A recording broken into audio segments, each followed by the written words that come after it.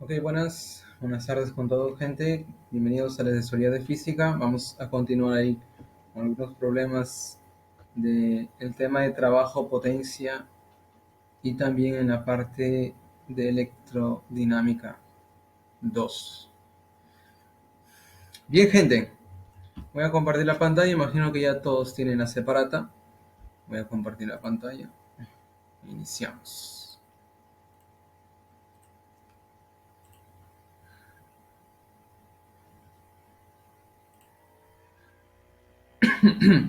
A ver, gente, si me están escuchando, están viendo la pantalla. Muy bien, gente, ustedes tienen la separata ahí. Vamos a ver problemas de la parte 1 de física y también de la parte 2. Unos problemillas ahí. Ok, gente, cualquier cosa, estamos ahí. Cualquier cosa, pregunta. Entonces arrancamos problema número 1. Full práctica, gente, full práctica. Problema 1. Tenemos lo siguiente, un cuerpo de 8 kilogramos. Este cuerpo está experimentando un movimiento rectilíneo uniformemente variado con una aceleración de módulo 2 metros por segundo al cuadrado. La pregunta es ¿cuánto trabajo neto, se desarrolló sobre el bloque en los 4 primeros segundos luego de iniciado el movimiento? Claro, va a partir desde el reposo. Y a medida que se va moviendo en los 4 primeros segundos, queremos saber cuál fue el trabajo total. Trabajo total. Bien, gente, vamos a imaginarnos la situación del problema. Vamos a traer por aquí un cuerpo cualquiera. Vamos a pensar que esto sea el cuerpo. Ahí está, nos imaginamos que esto sea el cuerpo, ahí está en el aire, le ponemos en el piso y vamos a pensar que está actuando por aquí varias fuerzas. Supongamos que está actuando una fuerza F1, por aquí F2, supongamos ya, gente, por aquí F3, ahí está, por aquí un F4, no sabemos cuántas fuerzas, no sabemos. El problema no nos informa nada. Pero claro, eh, después de que, por ejemplo, yo puedo calcular la resultante de estas fuerzas, resulta que este cuerpo, al encontrar la resultante, resulta que la resultante, la fuerza resultante o la fuerza total, es diferente de cero. Claro, si es diferente de cero, ¿qué va a pasar en el cuerpo? Comienza un movimiento con una aceleración, ¿verdad? Que a partir de la segunda ley de Newton nosotros podemos calcular. Y según el problema ya te lo da. Por lo tanto, esta fuerza resultante va a producir un movimiento a partir del reposo, velocidad inicial, cero. Comienza el movimiento y él va a recorrer una distancia que por el momento no sabemos. Vamos a llamarle esa distancia simplemente D. Y claro, después de 4 segundos ha recorrido esta distancia y la pregunta es, ¿cuál es el trabajo neto? ¿Cuál es el trabajo neto? Esa es nuestra pregunta. Muy bien, gente, el tiempo es 4 segundos. 4 segundos. Correcto, gente. Queremos saber cuál es el trabajo neto durante estos primeros 4 segundos. Pero vamos a regresar aquí al inicio. Oye, al inicio teníamos F1, supongamos F2, bla, bla, bla, hasta, vamos a llamar un Fn. No sabemos cuántas fuerzas, pero vamos a imaginarnos que estas sean las fuerzas que están actuando. ¿Ok? Perfecto, gente. Oye, si yo quiero saber el trabajo neto o trabajo total, el trabajo neto, el trabajo total viene dado por la suma de los trabajos de cada una de las fuerzas que están participando aquí. Por lo tanto, el trabajo neto sería el trabajo de la fuerza F1 más el trabajo de la fuerza F2 más el trabajo de la fuerza F3, bla, bla, bla, hasta el trabajo de la última fuerza que yo le llamé Fn. ¿Ok? Oye, pero ¿cómo se define el trabajo? ¿Ustedes se acuerdan? El trabajo se define como la fuerza multiplicado por la distancia. Entonces vamos a escribirlo así en forma genérica, la fuerza por la distancia. Para el trabajo 2 sería la fuerza 2 por la distancia más bla bla bla hasta la fuerza n o la última fuerza, enésima fuerza, multiplicado ahí por la distancia. Oye, ¿te das cuenta que todos estos términos en común tiene la distancia? ¿Sí, verdad? Por lo tanto, vamos a sacar factor común, distancia. ¿Y qué te va a quedar dentro de un paréntesis grande? Te va a quedar lo siguiente, F1 más F2 más puntos suspensivos hasta Fn. Observa qué es lo que nos va a dar al final, multiplicado por la distancia. Oye, pero ¿cómo se llama esta suma de fuerzas? Esa suma de fuerzas se llama la fuerza resultante, es la sumatoria de fuerzas, o mejor dicho, la fuerza resultante. Y claro, si es diferente de cero, ¿qué va a producir en el cuerpo por la segunda ley de Newton? Va a producir una aceleración, que según el problema te lo da. La aceleración en módulo es 2 metros por segundo al cuadrado. Correcto. Entonces, nuestro trabajo neto o total, lo podemos escribir de la siguiente manera. En vez de toda esta sumatoria, simplemente colocamos la fuerza resultante multiplicado por la distancia. Perfecto, gente. Hasta ahí voy a resumir aquí nuestro resultado. El trabajo neto o total es la fuerza resultante multiplicado por la distancia. Oye, pero según la segunda ley de Newton, ¿a qué es igual la sumatoria de fuerzas? Por la segunda ley de Newton es el producto de la masa multiplicado por la aceleración. Perfecto. Por lo tanto, en vez de escribir aquí fuerza resultante por la segunda ley de Newton, coloco masa por aceleración veces la distancia. Muy bien. Por lo tanto, el trabajo neto yo lo puedo calcular así. Su masa por la aceleración veces la distancia. Oye, la masa lo tenemos, sí, el problema nos da que es 8 kilogramos. Ahí lo tenemos. La aceleración, disculpa, la aceleración también lo tenemos, sí. Oye, pero ¿qué falta encontrar? Falta encontrar esta distancia, vamos a llamarlo desde el punto A hasta el punto B. Queremos saber cuánto vale esa distancia, ¿ok? Tenemos la masa, tenemos la aceleración, falta hallar esa distancia a partir de los datos que conocemos. Ahora, gente, piensa conmigo en forma de cinemática. Cinemática, olvídate de las fuerzas, ¿ya? Cinemática, solamente el movimiento. Por cinemática, a partir de los datos del problema, tenemos la velocidad inicial, tenemos el tiempo y la aceleración. Yo quiero saber cuánto es la distancia AB. Por cinemática es un movimiento rectilíneo uniformemente variado, tal como nos dice el problema, un MRV. Por lo tanto, conocemos ya que la distancia va a ser igual a la velocidad inicial por el tiempo más la aceleración por el tiempo al cuadrado sobre 2. ¿Por qué usamos esta fórmula? Porque nosotros tenemos velocidad inicial, tiempo, aceleración, conocemos, la distancia es lo que nos pide. Yo no puedo usar otra fórmula, porque por ejemplo, en otra fórmula va a aparecer la velocidad final que no tenemos. Por lo tanto, esa es la fórmula correcta que nos conviene aquí. Vamos a reemplazar velocidad inicial es 0, este término desaparece, 0 más la aceleración vale 2, dividido entre 2, multiplicado por el tiempo que es 4 y esto elevado al cuadrado. Por lo tanto, la distancia desde el punto A hasta el punto B que yo he considerado aquí sería 4 al cuadrado, 16 metros. Muy bien, gente, ya tenemos la distancia, tenemos la masa, tenemos la aceleración, tenemos todo. Por lo tanto, podemos calcular aquí cuál sería el trabajo neto. Regresando al cálculo del trabajo neto, por aquí, trabajo neto va a ser igual. La masa, 8, multiplicado por la aceleración, que es 2 metros por segundo al cuadrado, multiplicado por la distancia, que aquí lo tengo, 16. 16 metros, ¿verdad? Perfecto. Pero aquí esta es unidad de fuerza, claro, masa por aceleración es unidad de fuerza, masa en kilogramo, la aceleración en metro por segundo al cuadrado, esto es la unidad de fuerza, Newton, y la distancia está en la unidad de metro en el sistema internacional, por lo tanto el trabajo te queda Newton-metro, que es joules. ¿Cuánto sería entonces el trabajo neto o total? A ver, ayúdame a hacer el cálculo, aquí tenemos 16 por 16.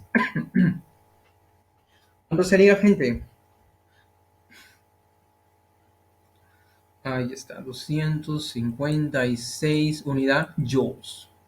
Perfecto. Entonces, gente, la moraleja aquí de la historia es que el trabajo neto o total se puede escribir en función aquí de la fuerza resultante que está actuando sobre un cuerpo, multiplicado por la distancia o aquí el desplazamiento, ¿no? Muy bien, gente.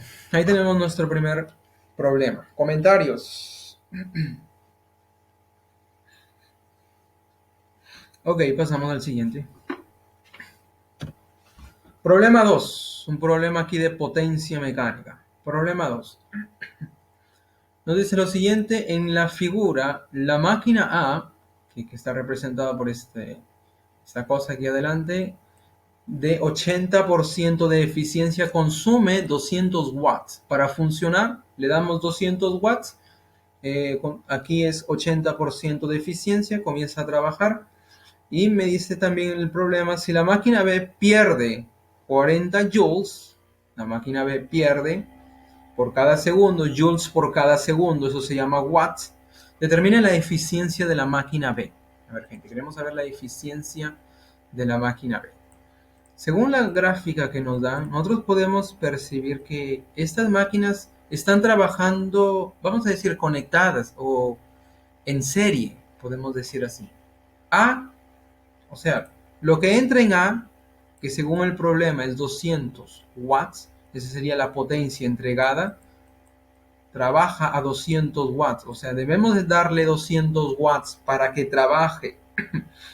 Parte se pierde, se llama la pérdida, y parte se va a usar para el fin, para su trabajo.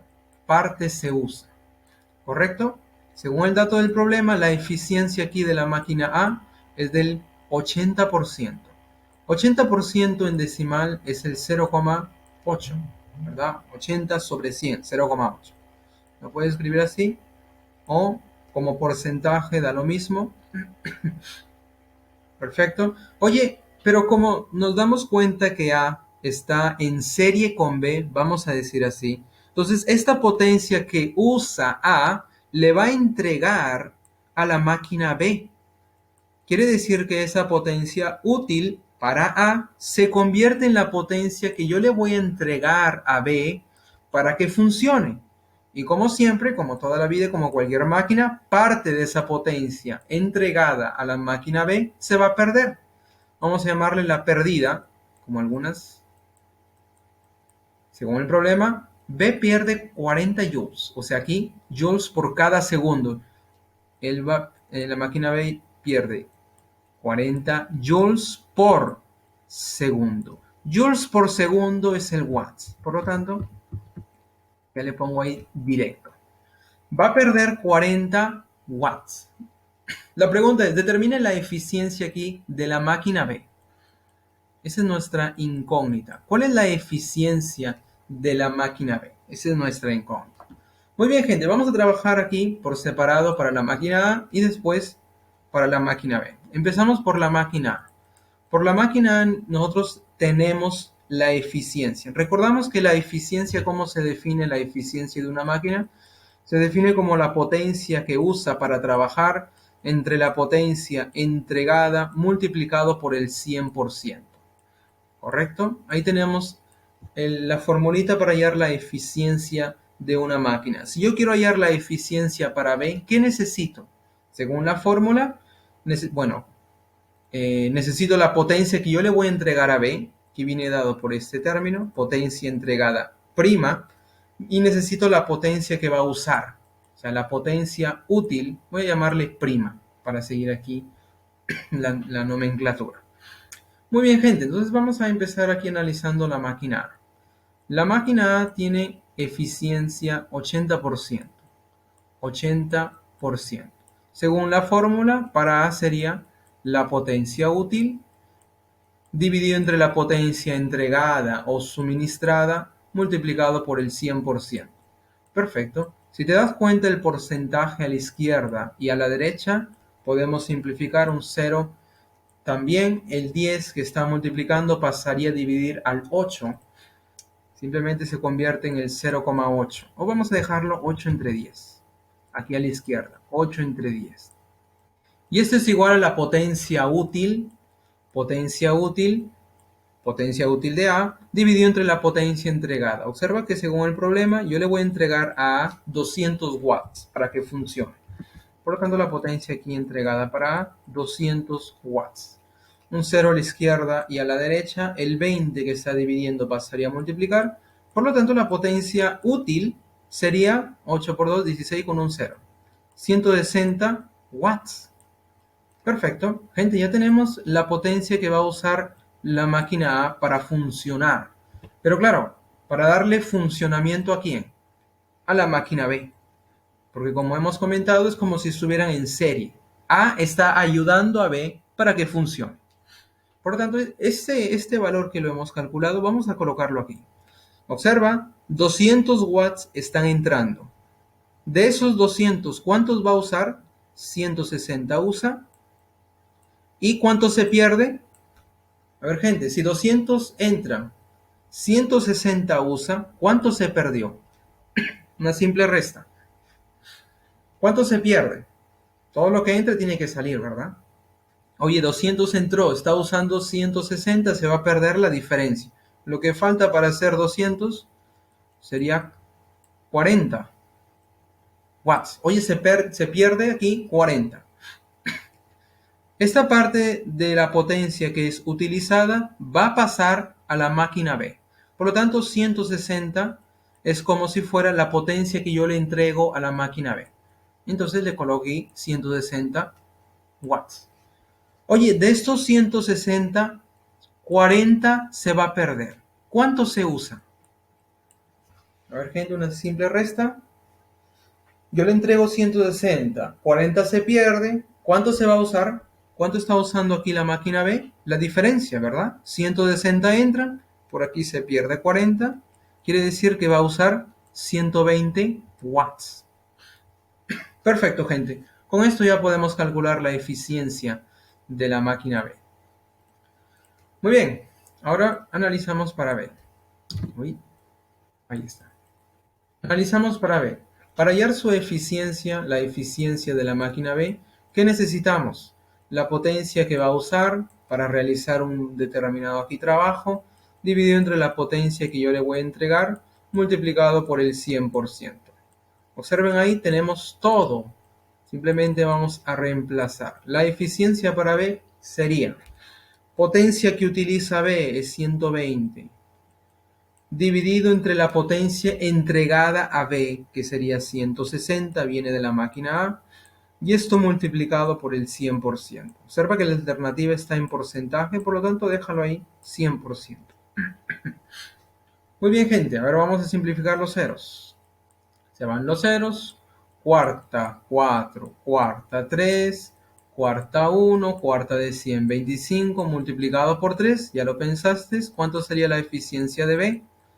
Sería 75, ¿verdad? Ahí está. 75%. Perfecto, gente. Ahí tenemos nuestra respuesta.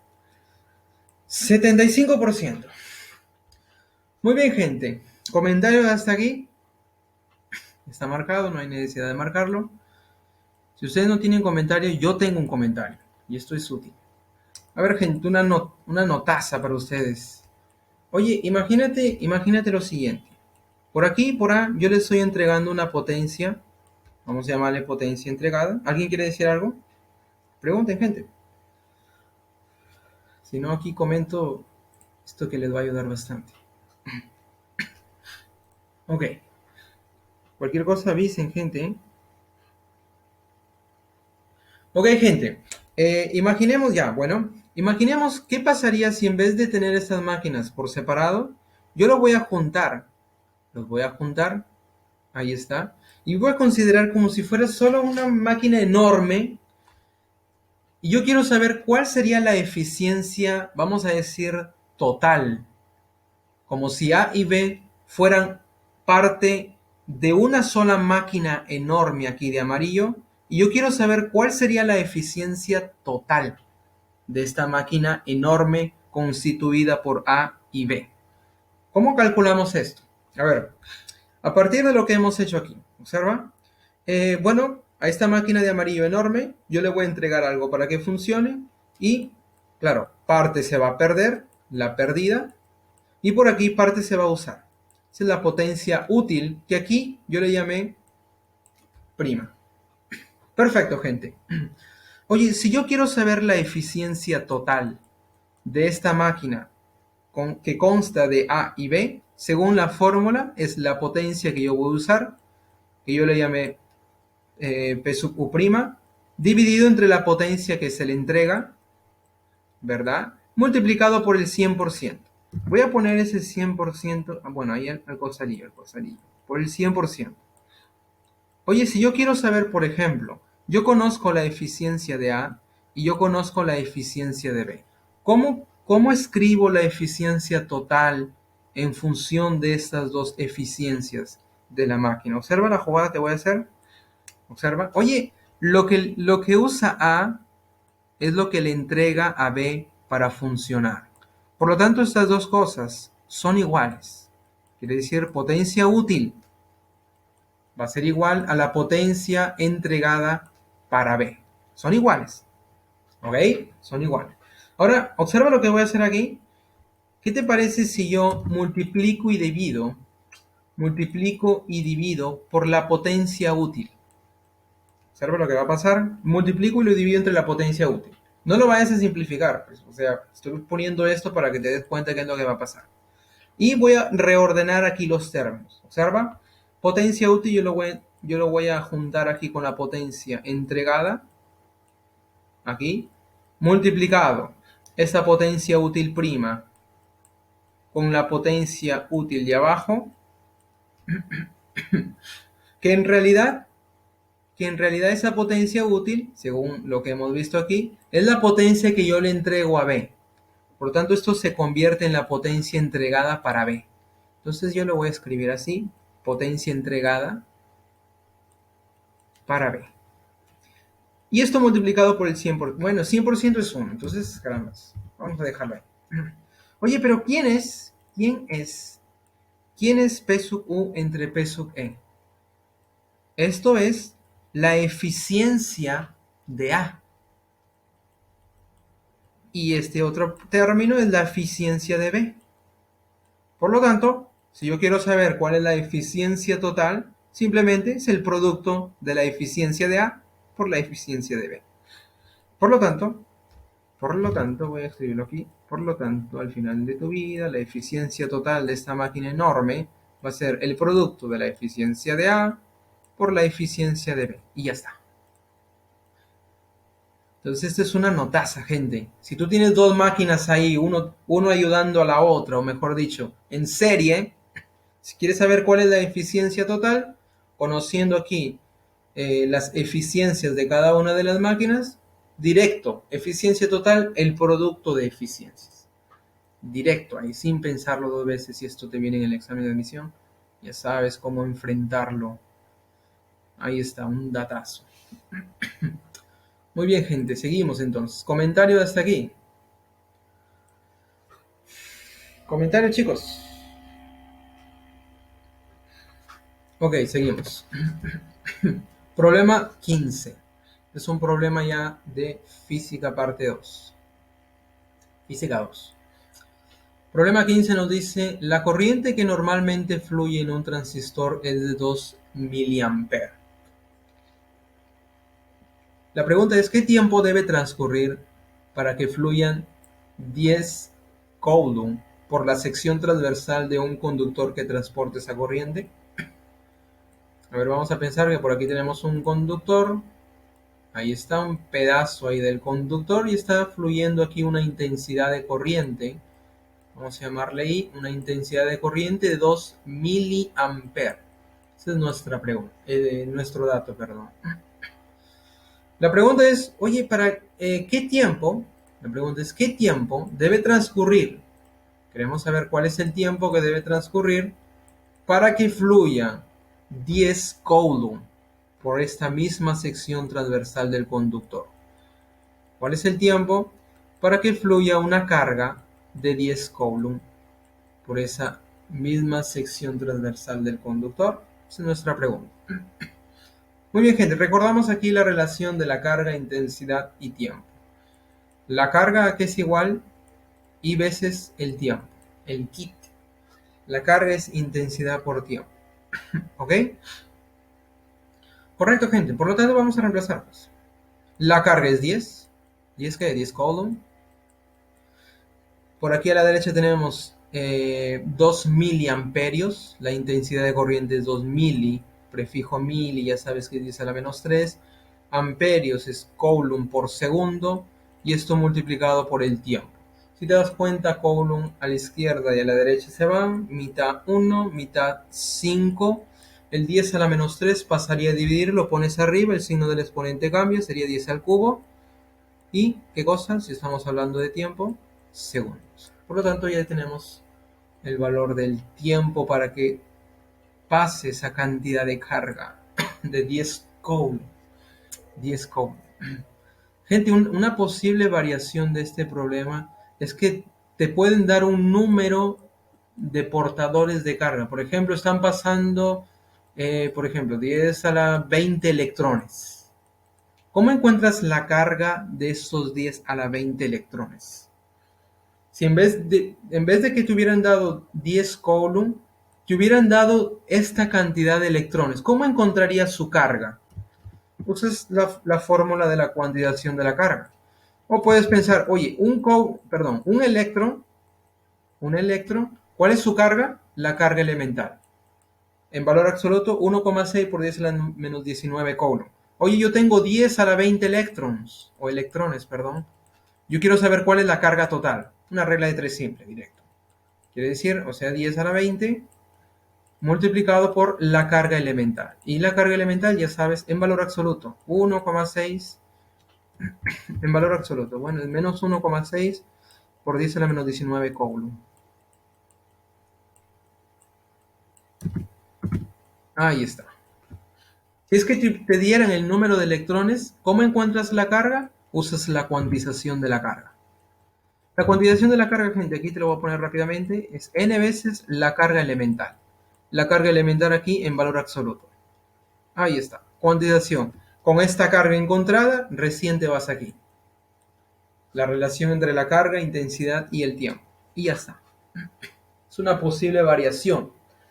Hay que considerar ahí las posibles variaciones para que no te sorprendan, gente, y tú ya estás preparado.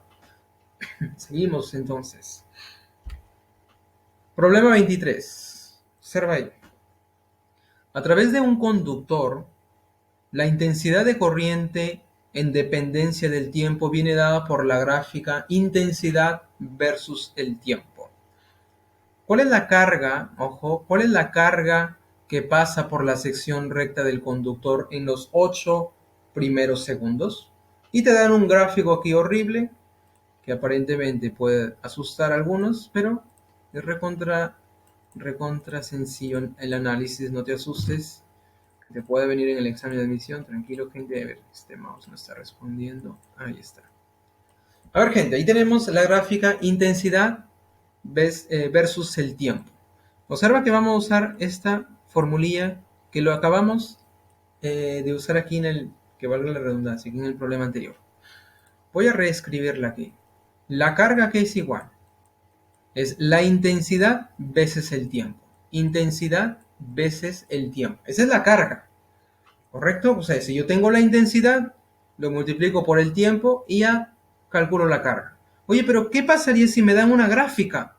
Intensidad versus tiempo. ¿Cómo puedo calcular la carga a partir de esta gráfica? Interesante pregunta. Ahora observe el análisis que vamos a hacer. En el eje horizontal tenemos un tiempo, ¿verdad? Unidad de tiempo. Y en el eje vertical, ¿qué unidades tenemos? Observa ahí. Tenemos la unidad de la intensidad de corriente, que es el amperio. Si nosotros hacemos el análisis dimensional, gente, análisis dimensional, intensidad aquí en amperios y el tiempo en segundos. Para calcular la carga, esto es Coulomb en el sistema internacional, yo necesito multiplicar unidad de amperios por segundo. Observa la gráfica. Yo tengo el eje horizontal que es segundos y el eje vertical que está en unidades de amperios. Si yo hago el producto de esas dos longitudes, ¿qué cosa me va a dar? Amperio por segundo y es unidad de carga. Por lo tanto, ¿por qué quiere decir eso, profe? Quiere decir que si yo calculo el área bajo esta curva, lo que vamos a encontrar es la carga. ¿Por qué el área, profesor? Porque el área, gente, es el producto de lo que es en el eje horizontal y lo que es en el eje vertical. Básicamente tengo ahí el producto de tiempo con amperios, que es la carga. Por lo tanto, siempre que te venga esta gráfica intensidad versus el tiempo, el área bajo la curva te va a representar la carga. Por lo tanto, vamos a sombrear esto. Vamos a calcular aquí el área bajo esta curva. El área bajo la curva me va a representar, ¿qué cosa? La carga. Entonces esta área me va a representar la carga. Entonces basta calcular el área para hallar la carga. A ver, gente, ¿el área de qué? Esto es un triángulo. ¿Cómo encontramos el área de un triángulo? A ver, gente, base por altura sobre 2, ¿verdad? ¿Quién es la base? A ver, aquí tenemos el origen. ¿Quién es la base? ¿Cuánto es la base, gente? Observa ahí. De 0 a 8, ¿cuánto hay? De 0 a 8 hay 8. 8 segundos. Y en la vertical, ¿quién sería la altura? Desde 0 hasta 6. Esto sería la altura. De 0 a 6, 6. Por lo tanto, la carga sería el producto, bueno, el área aquí, base por altura sobre 2. Segundo, por amper, coulomb. Y ya está. A ver cuánto sería. 6 por 8 entre 2. O 8 por 6 entre 2.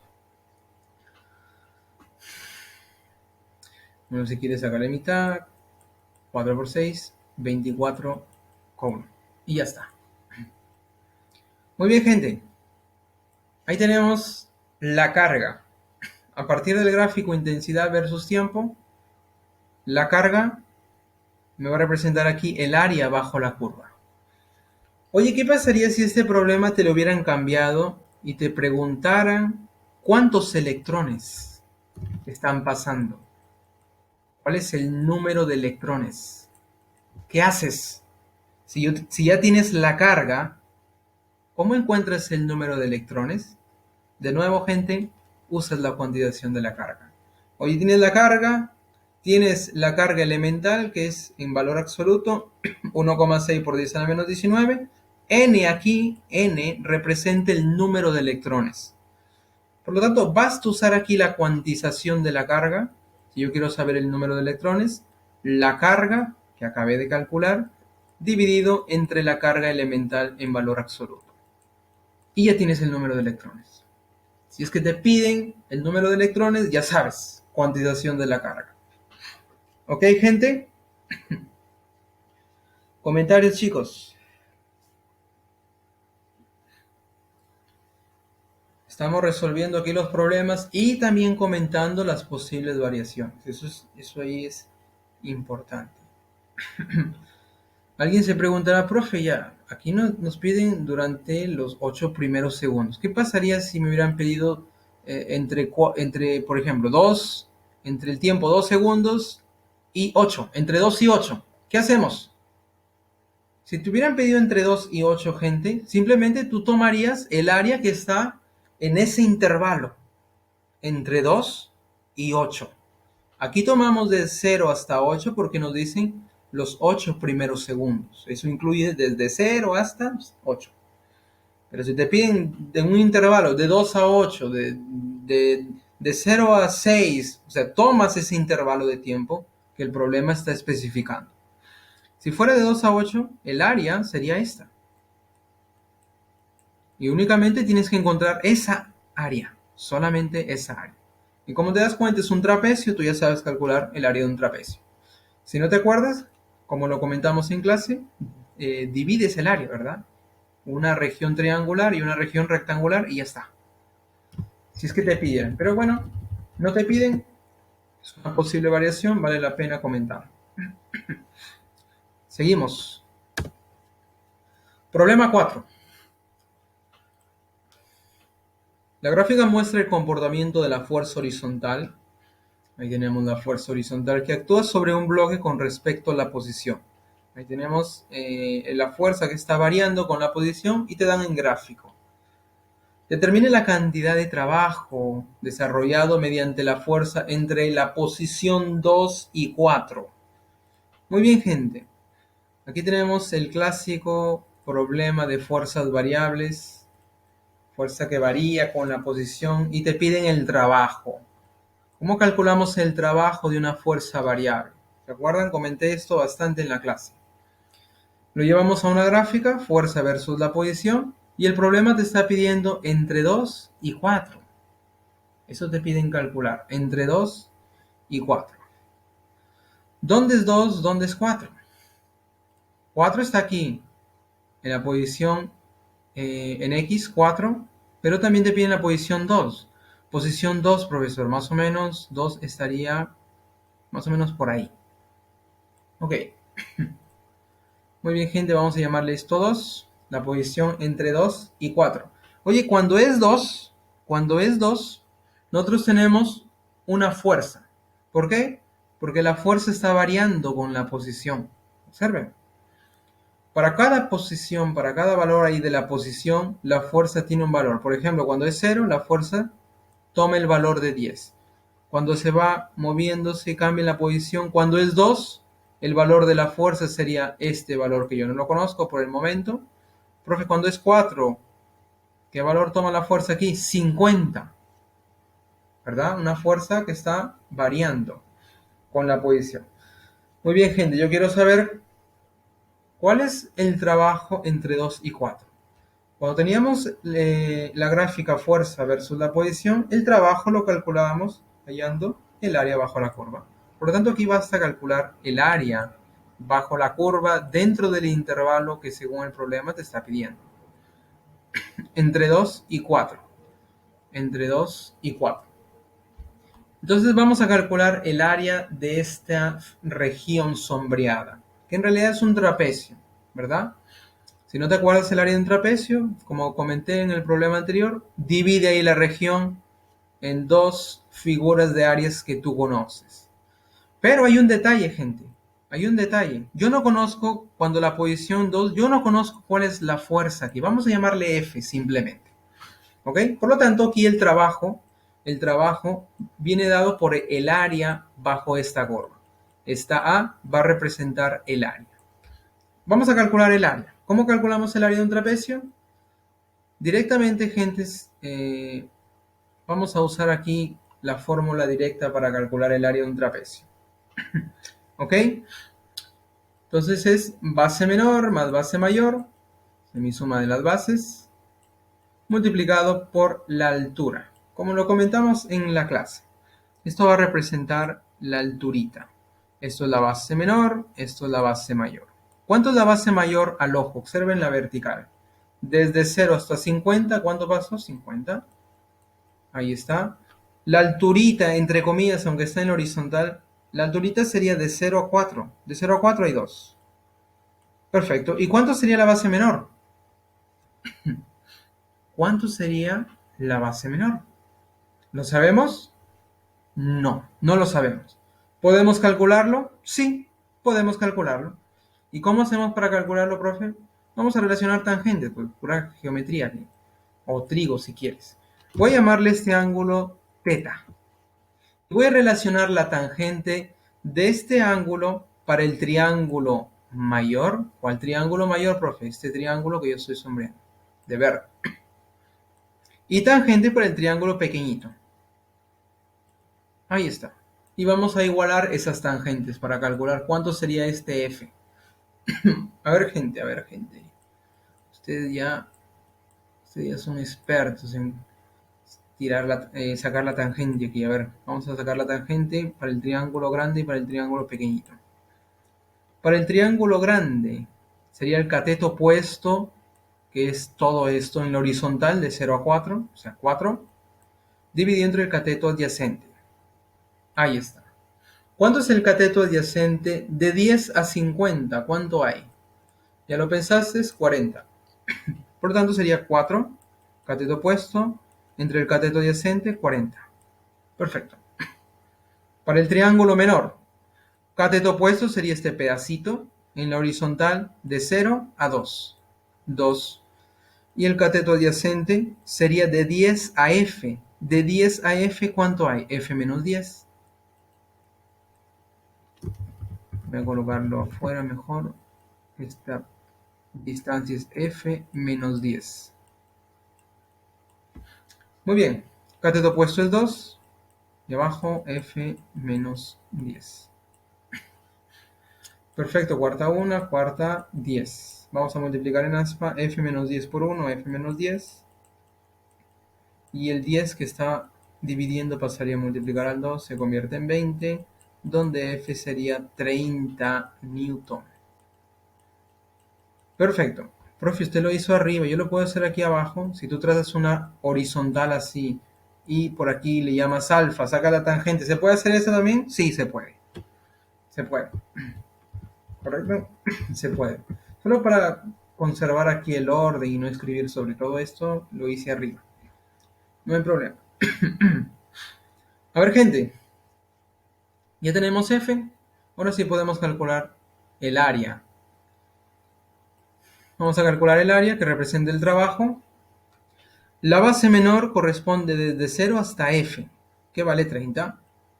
30 más la base mayor corresponde de 0 a 50, o sea, 50. Y esto dividido entre 2 y multiplicado por la altura, que es 2. Corrijan, gente, la alternativa aquí es 80. Por lo tanto, el trabajo sería 80, justamente.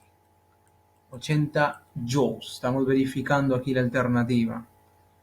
80 joules. Esta no es la alternativa, por cierto. Yo no sé si en su separata está bien marcada. Creo que me emocioné y lo marqué mal. En fin. Ahí tenemos el trabajo realizado por esa fuerza de 2 a 4. Gente, si te hubiera pedido el trabajo de 0, o sea, desde el origen hasta 4, ahí tendrías que considerar todo el área, todo esto. Y calculas todo el área y ya está.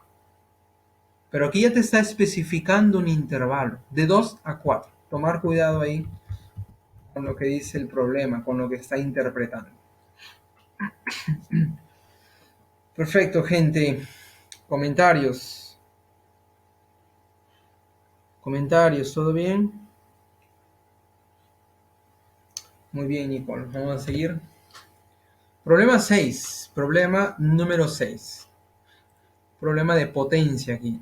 Determinar la potencia que se debe desarrollar un automóvil de 5 kN de peso para subir por una autopista que forma 16 grados con la horizontal con una velocidad de 72 km por hora.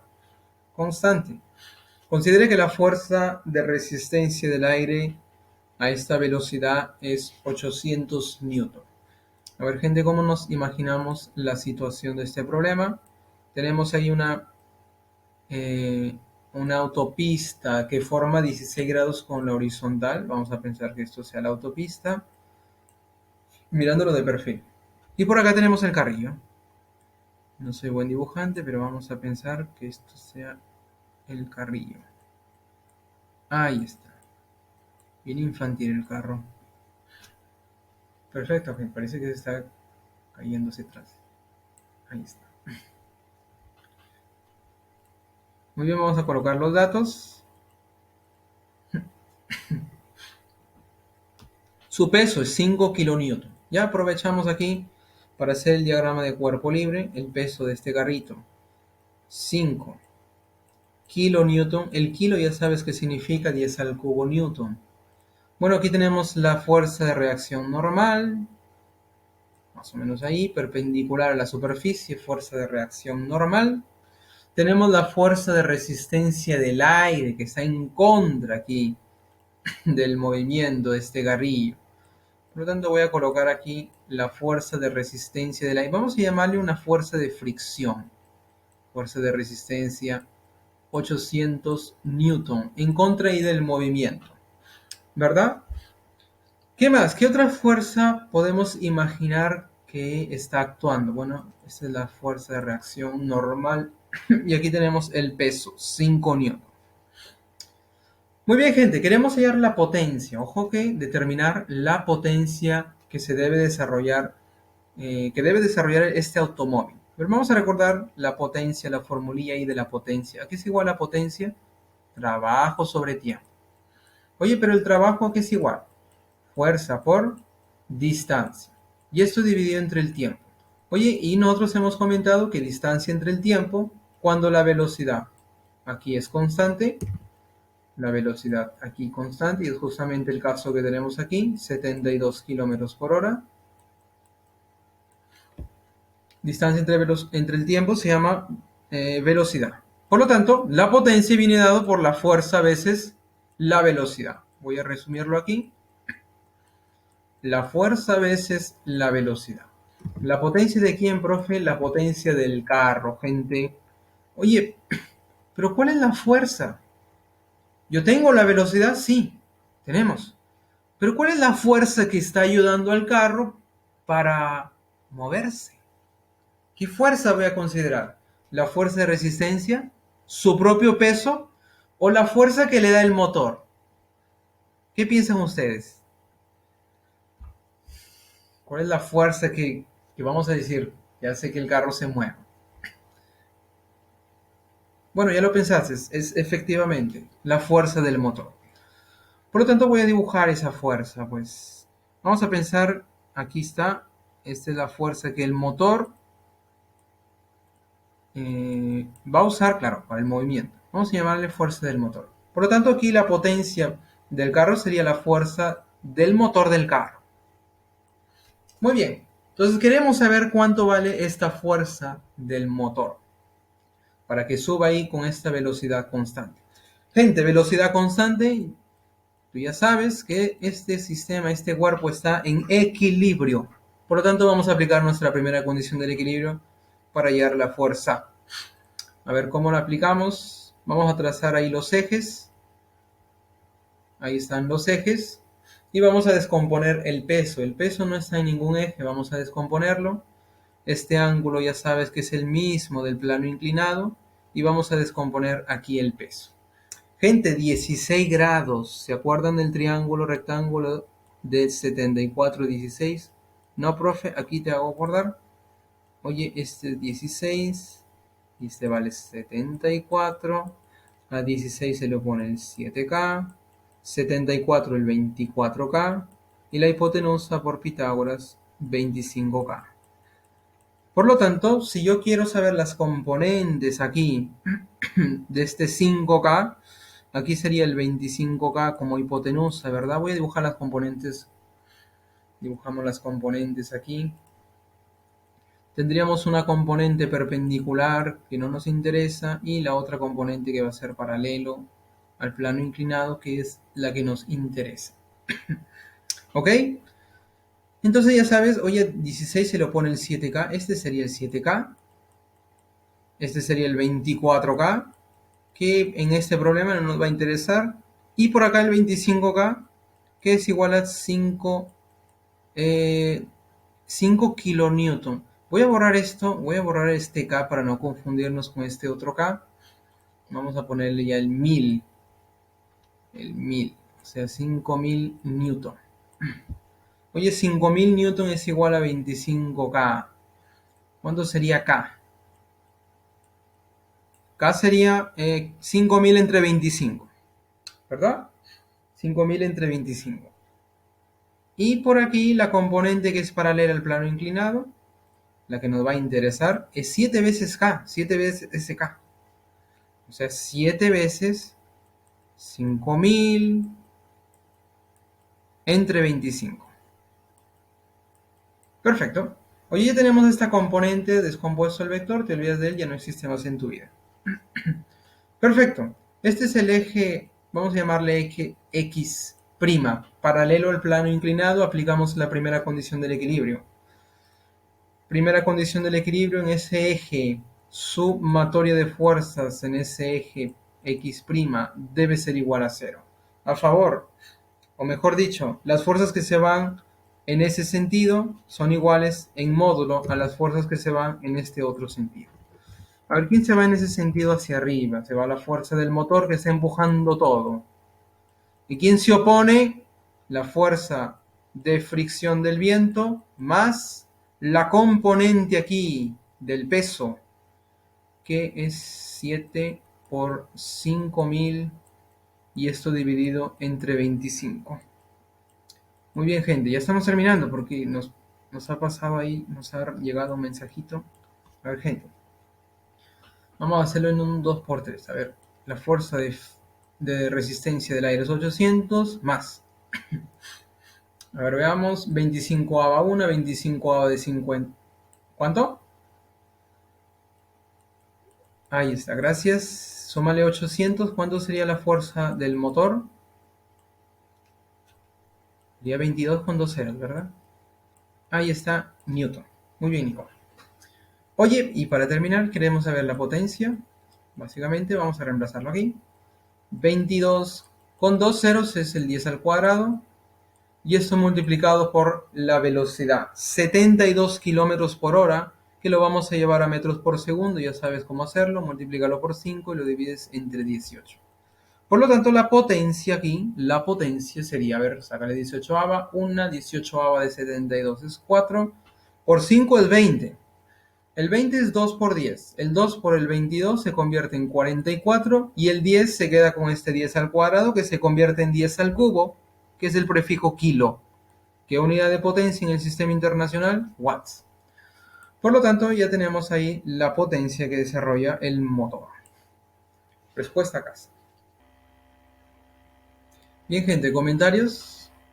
Comentarios en relación a este problema. Alguien se preguntaba, profe, ¿por qué por 5 sobre 18? Gente, aquí la unidad de la velocidad está en kilómetros por hora. Si estamos trabajando en el sistema internacional, tenemos que llevarlo a metros por segundo. ¿Y qué hacemos para hacer esta jugada? Para llevarlo a metros por segundo, lo multiplicamos por 5 entre 18. 72 por 5 sobre 18, ya tenemos la velocidad en unidad de metros por segundo. Eso es lo que estamos haciendo aquí, eso es lo que yo estoy haciendo aquí. Correcto. Correcto, vamos a continuar. Problema 16. Si por la resistencia de 2 ohm circula 6 amperios, determina la diferencia de potencial entre los nudos o nodos A y B. Quiero saber cuál es la diferencia de potencial entre A y B. Eso es lo que nos piden calcular. Muy bien, gente. A ver, déjame exagerar aquí esta figurilla. Ahí está. Una cosa es que no sabemos cuánto vale esta resistencia que está entre A y B. Pero entre los mismos puntos existe otra resistencia de 6 ohms, que sí lo conocemos. Por lo tanto, bueno, este es el mismo punto A. Este no es el mismo punto B, no hay problema. No hay nada que se interponga, es el mismo punto. Sí, Nicole, estoy con la grabación, no te preocupes. Ahí está. Oye, pero el problema nos está diciendo, por esta resistencia de 2, está pasando 6 amperios. Vamos a darle ese sentido de 6 amperios. Ahí está. Por aquí está pasando 6 amperios. Y todo este circuito está conectado a una diferencia de potencial total, vamos a decir una mayor, de 36 voltios. Oye, yo quiero saber la diferencia de potencial entre A y B. Esa es nuestra pregunta. Por lo tanto, oye, por esta resistencia, claro, hay un potencial entre esta resistencia. El potencial de esta resistencia, ¿a qué es igual? ¿A qué es igual el potencial de esta resistencia conociendo la corriente y conociendo su resistencia? ¿Se acuerdan por la ley de Ohm? El voltaje es igual a intensidad por resistencia. Por lo tanto, el voltaje aquí de esta resistencia sería el producto intensidad veces su resistencia. 6 por 2, 12. Por lo tanto, el voltaje ahí en esa resistencia es 12 volts. ¿Correcto? Oye, vamos a colocar aquí el nombre de estos puntitos, de estos nudos. Vamos a llamarle X y vamos a llamarle Y. Por aquí, bueno, es el mismo, X es el mismo punto de A. Y por aquí tenemos el Y. Perfecto. Voy a reescribir esto. Observa, voy a reescribir aquí el circuito de esta manera.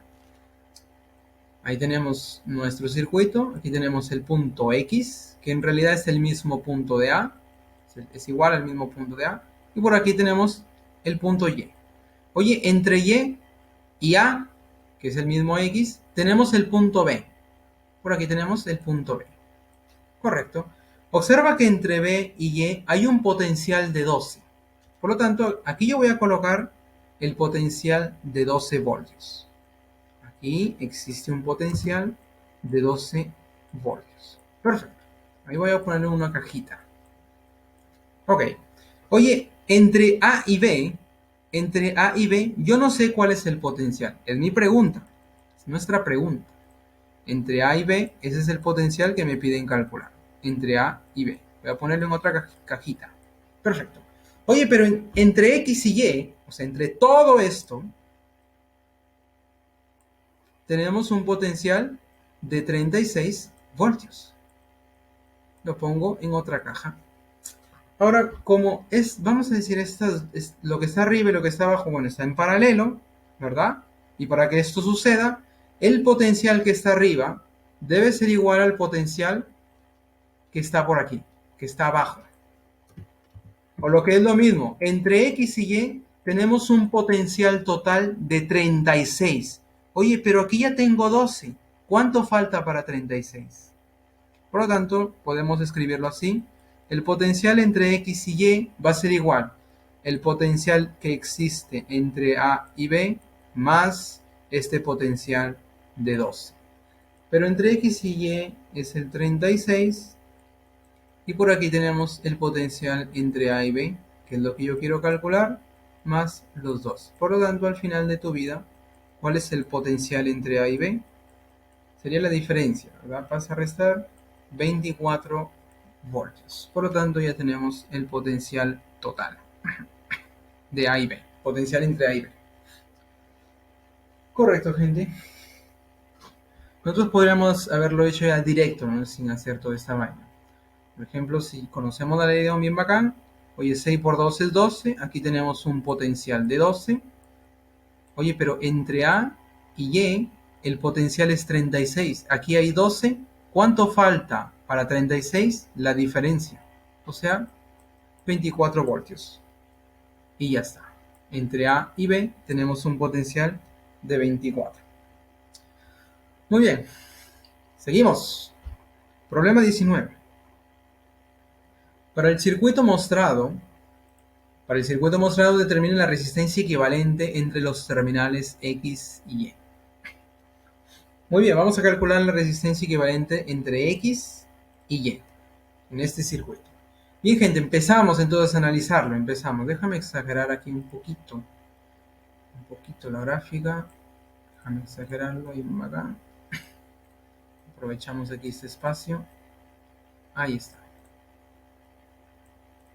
Queremos saber cuál es la resistencia equivalente entre X y Y. Empezamos entonces para hallar la resistencia equivalente. Observa aquí, bueno, observamos que 3 con 7 son dos resistencias que están en paralelo. ¿Lo ves o no lo ves? 3 y 7 están en paralelo. ¿Cómo encuentro la resistencia de dos que están en paralelo? Sería el producto de ellas sobre la suma. Por lo tanto, escribo aquí 3 por 7 dividido entre la suma. Lo voy a poner un poco más a la derecha, o mejor, más arriba. 3 por 7 dividido entre la suma 3 más 7. 3 por 7 es 21. Dividido entre 10 se convierte en 2,1. Perfecto. La resistencia equivalente de 3 con 7, como están en paralelo, es 2,1. Correcto, entonces todo esto es 2,1. 2,1 con este 0,9 se encontrarían como. Está uno seguido del otro. Se encontraría en serie. Por lo tanto, lo que me queda aquí de amarillo con este 0,9 están en serie. ¿Qué es lo que me queda aquí de amarillo? El 2,1. Le voy a sumar el 0,9. Por lo tanto, aquí lo de verde sería 2,1 más 0,9. ¿Cuánto es esta resistencia que me queda en total? La suma. Como están en serie, la resistencia equivalente es la suma. No te olvides. Sería 3. Correcto. Y ahora, ¿cómo nos queda el circuito? ¿Cómo nos va a quedar nuestro circuito? A ver, ¿cómo nos queda el circuito? A ver, voy a traer aquí un pedazo de este circuito. Entre X y Y, voy a traer este pedazo. Ahí está. El 3 de arriba, el 3 ohmios, queda igual. Vamos a dejarlo ahí. El 6 que está en el medio también queda igual, no lo hemos tocado. Voy a completar aquí la gráfica. Este software, una maravilla. Vamos a completar aquí la gráfica. Y todo lo de verde te queda 3. Lo que está de verde te queda 3. Quiere decir que todo aquí abajo, te queda una resistencia que vale 3. Por lo tanto, vamos a ponerle aquí esa resistencia que vale 3 ohmios. Muy bien, gente, ya está reduciéndose más el circuito. Observa que 3 con 6, ¿cómo están? Ya lo pensaste, es en paralelo, ¿verdad? Por lo tanto, vamos a calcular la resistencia equivalente entre 3 y 6 que están en paralelo. Oye, si están en paralelo, ¿cómo calculas su resistencia equivalente? El producto de ellas sobre la suma. O sea, 6 por 3 dividido entre la suma 6 más 3. 6 por 3, 18, entre 9, 2. Por lo tanto, todo esto de azul te queda 2. Seguimos reduciendo aquí el circuito. Seguimos reduciendo. Aquí nos queda, ¿qué cosa? Nos queda el 3, que no lo hemos tocado para nada. 3 ohmios. Y todo esto de azul nos queda 2. 2 ohmios. Perfecto. Observa que 3 con 2 están seguidos, uno a continuación del otro. Oye, uno a continuación del otro, en serie. Como están en serie, ¿cómo encuentro la resistencia equivalente de esos dos? Simplemente la suma. 3 más 2. Sumas con los dedos, 5 ohmios. Entonces, ya al final de tu vida, ya estamos llegando al final de ese problemilla. Al final de tu vida, ¿cómo te va a quedar aquí el circuito al final de la vida? A ver, nos queda entre X y Y los 20 ohmios que no lo hemos usado para nada, y por aquí la resistencia equivalente de esa parte de amarillo, 5 ohmios. Y te das cuenta que 20 y 5, ¿cómo están? En paralelo. Como están en paralelo, ¿cómo encuentras la resistencia equivalente? Producto entre la suma. Por lo tanto, ya al final de tu vida, la resistencia equivalente entre los puntos bornes X y Y va a ser igual. Producto de ellas, 20 por 5 dividido entre la suma. 20 más 5. 20 por 5 es 100. 20 más 5 es 25. Y 100 entre 25. La resistencia aquí entre los puntos X y Y sería 4 ohmios. Perfecto. Ahí tenemos la resistencia equivalente de este circuito. Muy bien, gente, comentarios.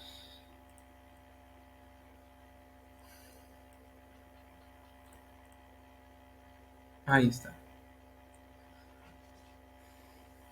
Correcto, seguimos. Problema 5. Uy, agárrate. Problema 5.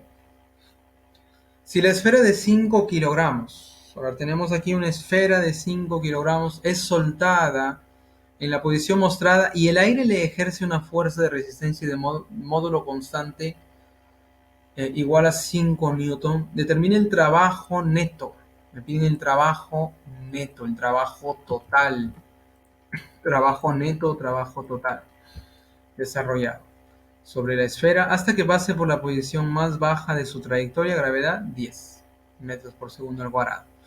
Muy bien, la esfera, su masa es 5 kilogramos y tenemos una fuerza de resistencia de módulo constante de 5 newton. No me dicen si es horizontal o vertical. Lo que sí sabemos es que es una fuerza de resistencia ahí del aire. Eso es lo que sí sabemos. Muy bien, déjame exagerar aquí la figura. Queremos saber el trabajo neto o trabajo total. Ahí está, gente. Vamos a completar aquí cuál es la trayectoria que sigue esta pelotita.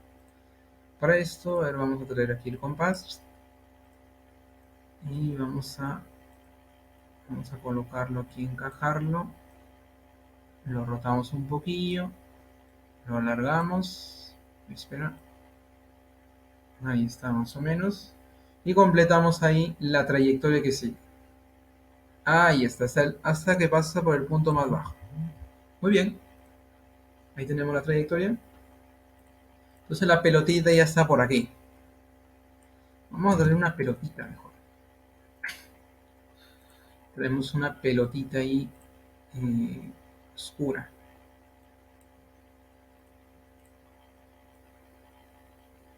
Más o menos ahí el mismo tamaño. Ahí está. El punto más bajo está por aquí.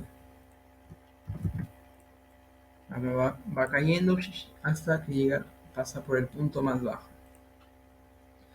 Déjame completar aquí la longitud de la cuerda. Muy bien, gente, a ver. ¿Cómo es el movimiento aquí de esta pelotita?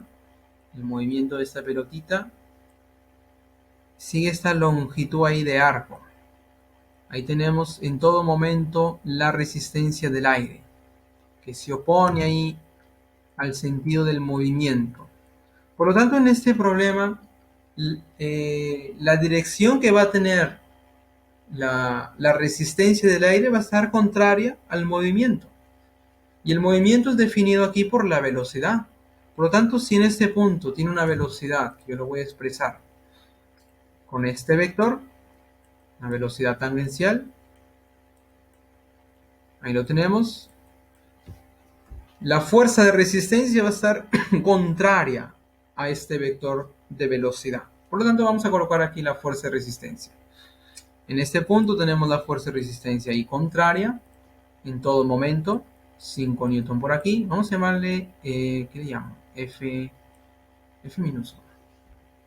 Por aquí tenemos la fuerza de resistencia. Ahí está, contraria. De nuevo, 5, o simplemente F niño. Y cuando pasa por la posición más baja, también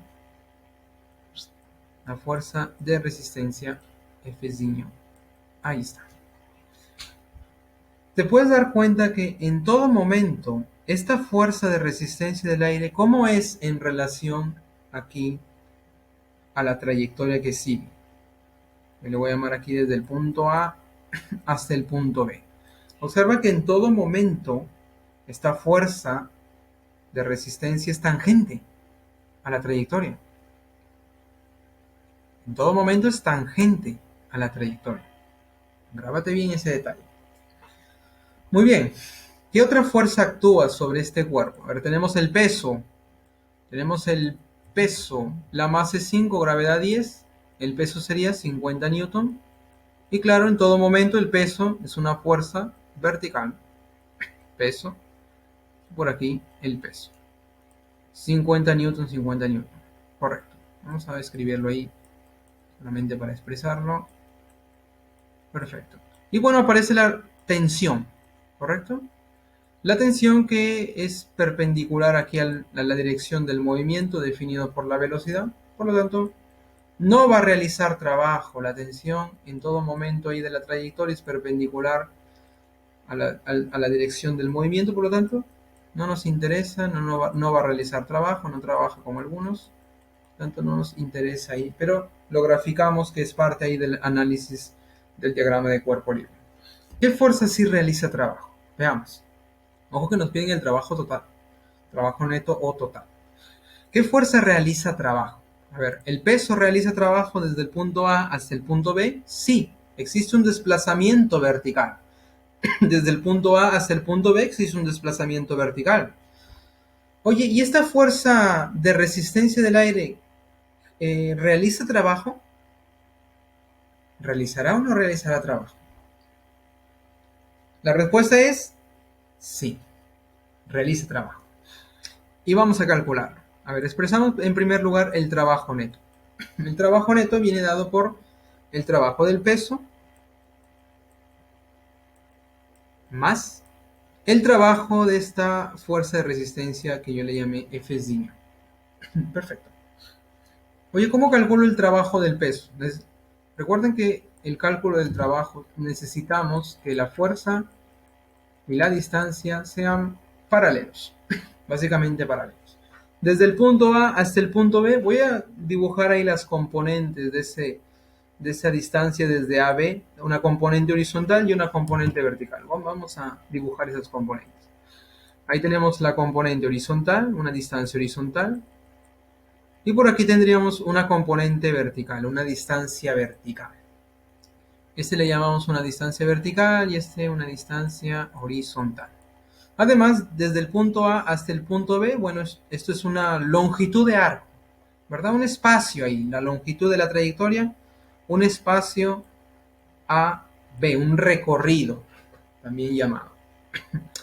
Muy bien, aquí te da un ángulo de 60 grados, y no te lo dan por las puras. Podemos calcular aquí cuánto es esas distancias componentes, horizontal y vertical. A ver, veamos. Aquí 60 grados. El coseno es un medio, ¿verdad? Cateto adyacente, hipotenusa 2K. Por lo tanto, aquí la hipotenusa es el doble de este cateto adyacente. Si la hipotenusa es 6, este cateto adyacente sería la mitad de 6. Por lo tanto, aquí es 3. Y como toda la longitud de la cuerda es 6, ese pedazo de arriba es 3. Esta distancia vertical, que sería el pedacito de abajo, también sería 3. Y la distancia horizontal sería 3 raíz de 3. Perfecto. Metros. Que bueno, no nos interesa. Vamos a dejarlo ahí. Veamos cuál es el trabajo del peso. Observa la fuerza vertical con la distancia que también es vertical. Paralelos en la misma dirección y sentido, hacia abajo ambas. Por lo tanto, su trabajo positivo. Entonces el trabajo del peso sería más la fuerza, que es 50, multiplicado por su distancia vertical, aquí 3. Ahí está. Tenemos el trabajo del peso. Oye, pero ¿cómo calculo el trabajo de esta fuerza de resistencia? Que es en todo momento, bueno, constante en módulo, pero tangente aquí a la trayectoria o al recorrido AB que está siguiendo esta partícula, este cuerpo. ¿Cómo calculamos ahí su trabajo? Cuando tenemos el trabajo, cuando tenemos una fuerza aquí tangente en todo momento aquí a la trayectoria, su trabajo sería la propia fuerza multiplicado por la longitud del recorrido o por el espacio que recorre. Pero en este caso, el trayecto, se me lengua la traba. A ver, la trayectoria es desde A hasta B, sigue esa dirección. Oye, pero la fuerza está en contra. Por lo tanto, su trabajo sería negativo.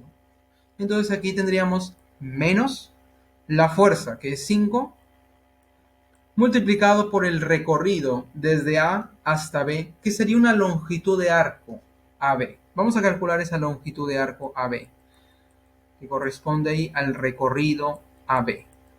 A ver, gente, longitud de arco, que es igual a longitud de arco conociendo el ángulo central, que es 60, y el radio, que vale 6. A ver, trigonometría, gente, trigonometría básica, que es igual a longitud de arco, ángulo central multiplicado por el radio. Pero el ángulo, como sabemos en física, debe estar en radianes.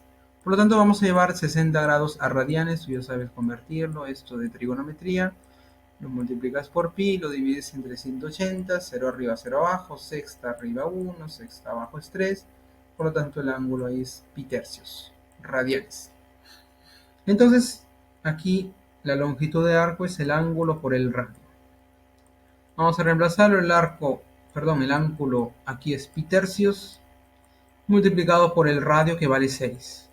Por lo tanto, la trayectoria, el espacio recorrido va a ser igual a 2pi.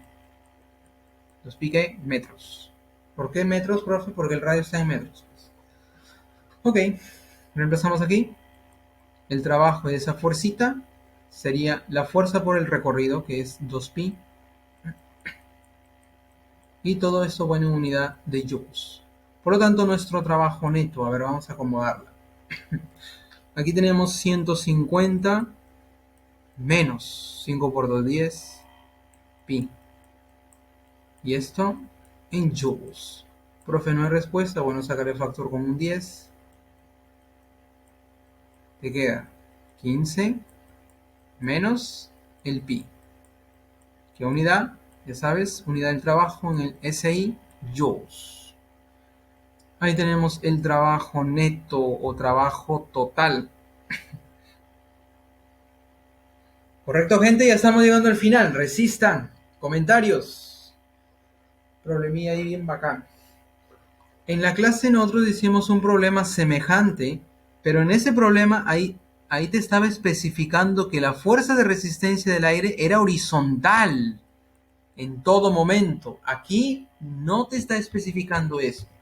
Pero lo que sabemos es una fuerza de resistencia está en contraria al movimiento.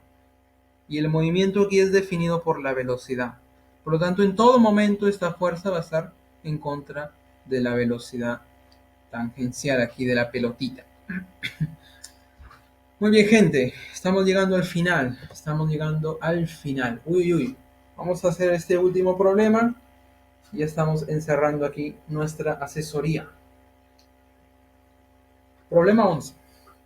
A ver, para elevar toda esta cantidad de volumen a 10 metros de altura, se utiliza una bomba hidráulica para elevar agua, pues una bomba hidráulica con un motor para que funcione deben entregarle 12.500 watts. ¿Cuánto tiempo requiere este trabajo? ¿Cuánto tiempo se requiere para este trabajo? Si el rendimiento de la bomba es 0.8. Ojo, aquí te dan en decimal, no te da el porcentaje. Pero tú sabes que 0.8 es el 80%, ¿verdad? Entonces aquí la eficiencia bien puede ser expresada en porcentaje o en decimal. Pero sí, si es en decimal, nunca va a ser mayor o igual que 1. Si es en porcentaje, nunca va a ser mayor o igual que el 100%. Y gravedad te da 10 metros por segundo al cuadrado. Ahora vamos a imaginarnos aquí la situación de este problemilla. Por aquí traemos un pozo.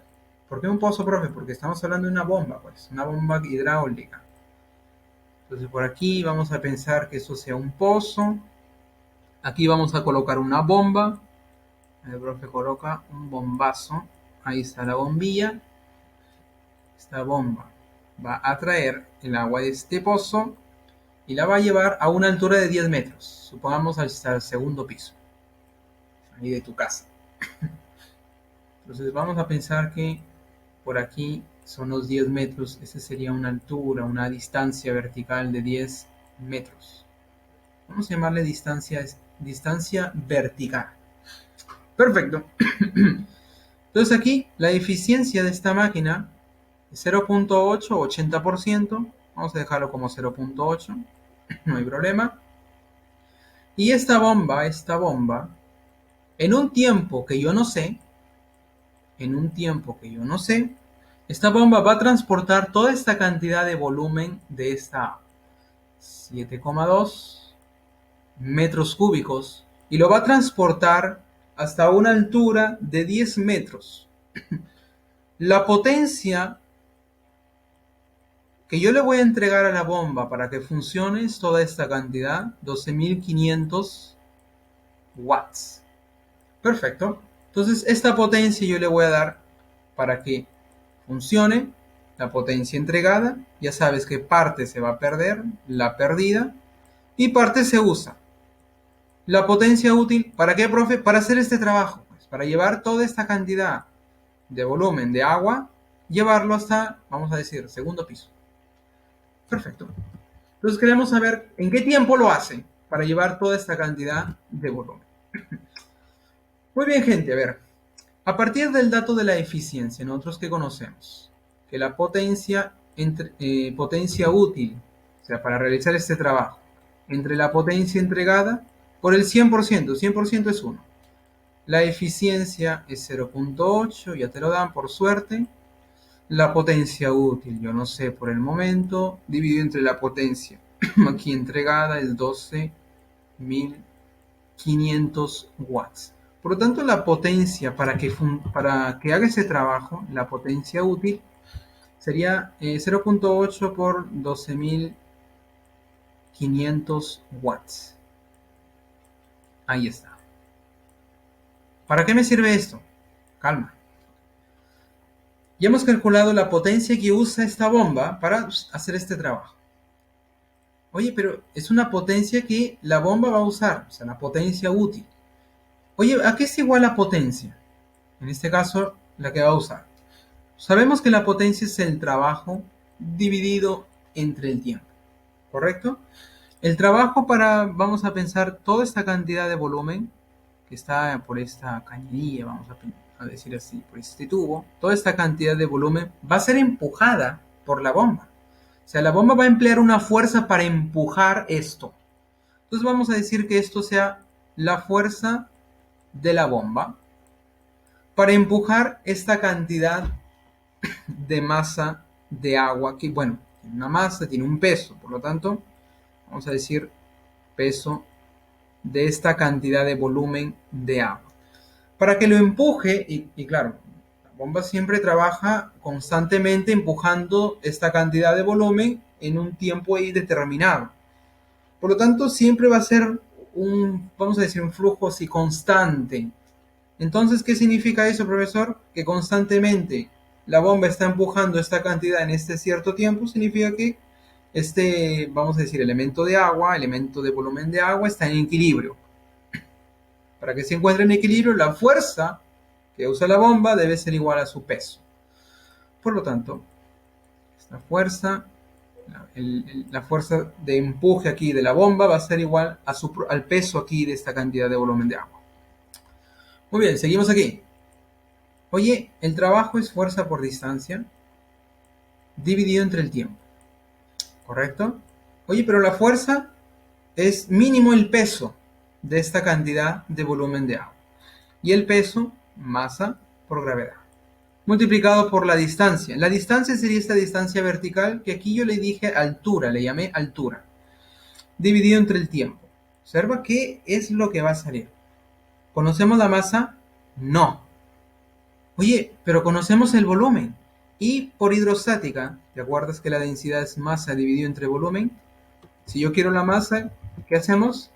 Densidad por volumen. Por lo tanto, la masa aquí, densidad por volumen. Voy a reemplazarlo aquí. La masa es la densidad de quién, profe, la densidad del agua, pues, gente, multiplicado por el volumen que está transportando, que es esta cantidad. Por la gravedad, por la altura, y esto dividido entre el tiempo. Oye, ¿quién es densidad, gravedad por altura? Ahí está, ya sabes que es la presión hidrostática. Apareció ahí una forma conocida, una fórmula conocida en hidrostática. Bueno, gente, a ver, estamos llegando al final de este problema. La potencia útil ya lo hemos calculado aquí. Queremos saber el tiempo. Por lo tanto, vamos a reemplazar. La potencia útil es toda esta vaina. Toda esta vaina. Está en términos de la densidad del líquido por el volumen que va a transportar por la gravedad, por la altura, dividido entre el tiempo. Queremos el tiempo. Vamos a despejar el tiempo rápidamente. Rápidamente. Estamos llegando al final, gente. Resistan. La potencia útil pasa a dividir y el tiempo aquí pasa a multiplicar. Simplemente hacemos un cambiazo. ¿Y ahí qué sigue, profe? Vamos a reemplazarlas. A ver, gente, reemplazando. ¿Cuál es la densidad ahí del agua en el sistema internacional? Densidad del agua es 1000, 10 al cubo, kilogramos por metro cúbico. Vamos a escribirlo como solamente 1000. Multiplicado por el volumen, 72 metros cúbicos, perdón, 7,2 metros cúbicos en el sistema internacional, no hay problema. Multiplicado por la gravedad en el sistema internacional, multiplicado por la altura en el sistema internacional, de nuevo 10, y esto dividido entre la potencia útil. ¿Cuánto es esto? Aquí está, en el sistema internacional. Por lo tanto, ahí tenemos nuestro tiempo en el sistema internacional, segundos. Ahora veamos, rápidamente, hacemos el cálculo. A ver, gente. Podemos simplificar los ceros. 2 ceros arriba, 2 ceros abajo. Perfecto. 7,2 por 1000 es 7200. Dividido entre este numeral. ¿Cuánto sería dividido entre ese numeral? A ver, ¿quién me ayuda a hacer ese cálculo? Rápido, gente, no importa si usas calculadora. Rápido, rápido. ¿Quién me ayuda a hacer ese cálculo? ¿Cuánto sería esa cantidad? Creo que yo le echo por aquí. Ahí está. A ver, gente, si ustedes ahí se juntan y se ponen un ratito a hacer los cálculos, esto les va a salir más o menos no, exactamente 72 segundos. ¿Correcto? Claro, porque 125 por 8, por 0,8 es un número de 10 y algo. De 10 al cuadrado. Eh, sí, 100. Dos ceros arriba, dos ceros abajo, te queda un 0, un 10 por 7,2, 72. Profe, no hay respuesta, claro, está en minutos y segundos. Oye, 72 yo lo puedo separar así. 72 es 60 segundos más 12 segundos, ¿verdad? Oye, ¿y 60 segundos qué cosa es? El famoso minuto. Por lo tanto, el tiempo será 1 minuto y 12 segundos. Y ya está. Se acabó el programa. Muy bien, gente. Hasta aquí hemos llegado con nuestra parte de esta asesoría. ¿Comentarios hasta aquí? ¿Todo bien, chicos? ¿Comentarios? Muy bien, Nico. Entonces vamos a quedarnos por aquí, gente.